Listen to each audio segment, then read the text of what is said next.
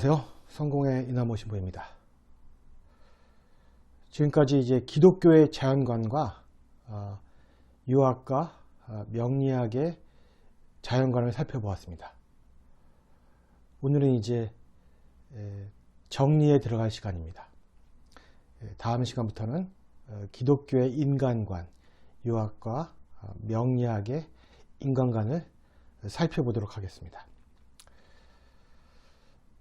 기독교 자연관의 큰 특징은 자연은 하느님이 창조한 피조물이라는 점입니다. 그리고 자연에 관한 기독교의 입장은 기독교의 경전인 신구약 성서를 통해서 잘 알려져 있습니다. 성서는 자연에 대해 양가적인 입장을 취하고 있습니다. 하나는 인간은 하나님의 대리자로서 자연보다 우월하며 따라서 자연을 마음껏 이용해도 무방하다라는 입장이고요. 다른 하나는 인간이 피조물의 존재 질서의 최상위층을 차지하기는 하지만 그럼에도 불구하고 인간과 자연은 연속성을 가지고 있다는 점입니다. 이런 두 가지 입장이 서로 성서 안에 공존하고 있습니다. 그러나 이제 근대 이후 이원론과 기계론적 철학의 영향을 받은 기독교는 더 이상 자연을 인간처럼 영혼을 소유한 존재로 보지 않았고 철저히 물질로 취급하는 입장을 선택했습니다. 따라서 탈정신화, 탈신비화된 자연은 인간의 착취 대상에 불과했으며 이러한 입장은 지금까지도 이어지고 있습니다. 물론 20세기 후반에 환경 문제가 심각해지자 비로소 사람들은 자연이 단순히 객체가 아니라 인간과 아주 긴밀한 유기적 관계를 맺고 있고 또 자연의 영향이 인간에게 크게 미친다는 사실을 깨닫게 되었습니다. 좀 늦은 감이 있죠. 따라서 현재는 자연과 인간의 연속성을 강조하는 생태학적 자연관이 기독교 자연관의 주류로 등장하게 되었습니다. 이처럼 이제 자연에 대한 기독교 해석은 단일한 체계가 아니라 시대 상황에 따라 해석을 달리하게 됩니다. 이와 같이 서로 대조적인 해석이 가능한 이유는 성서에서 자연에 대한 인간의 우월한 입장과 더불어 인간도 자연의 일부라는 입장이 공존하기 때문입니다. 한편 고대 중국의 사상에서 자연은 신이나 창조주 하나님이 만든 피조물이 아니었습니다.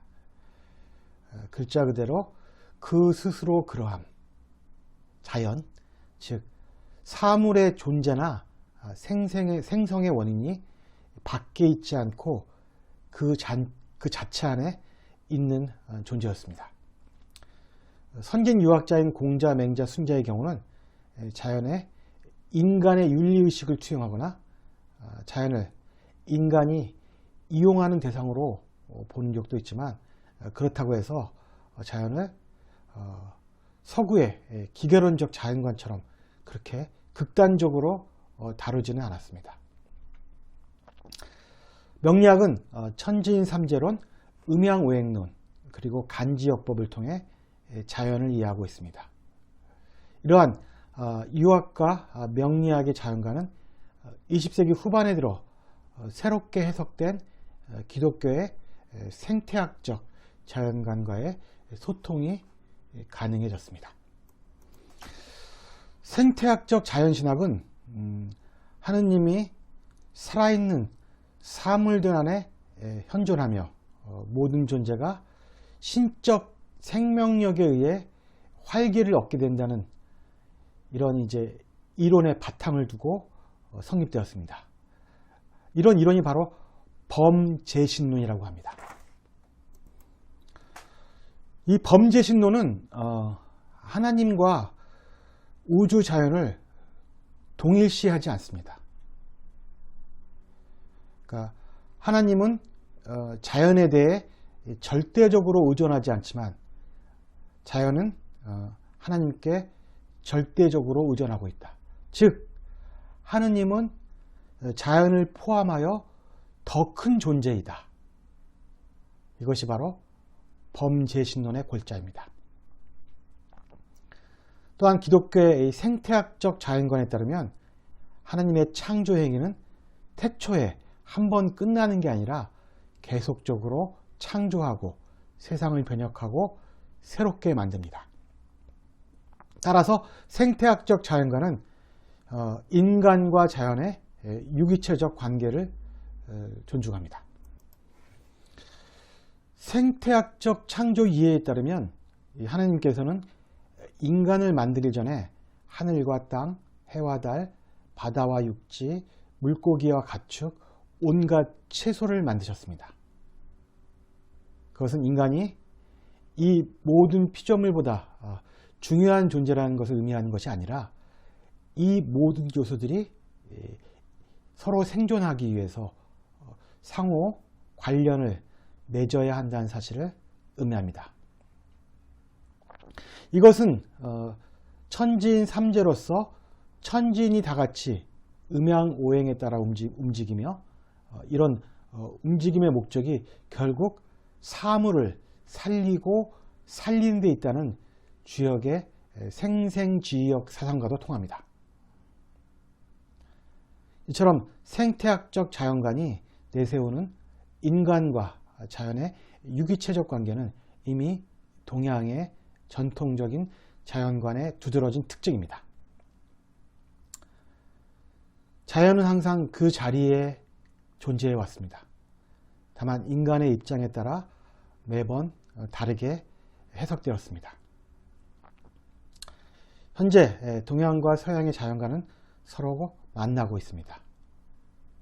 결국 이 두 사상은 현대에 와서 자연에 대해 유기체적이고 생태학적인 관점을 공유하게 되며 서로 보완의 가능성이 존재하게 됩니다.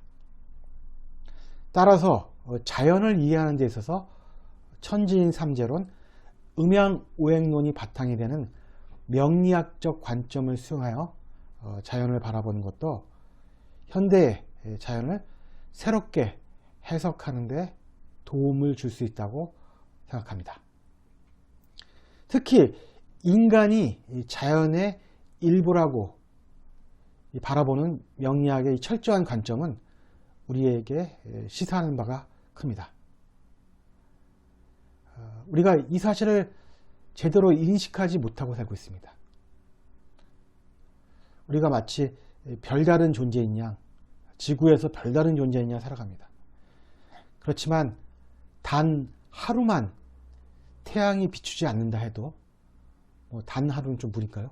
한 달만 태양이 비추지 않는다고 해도 인간은 전멸하고 맙니다.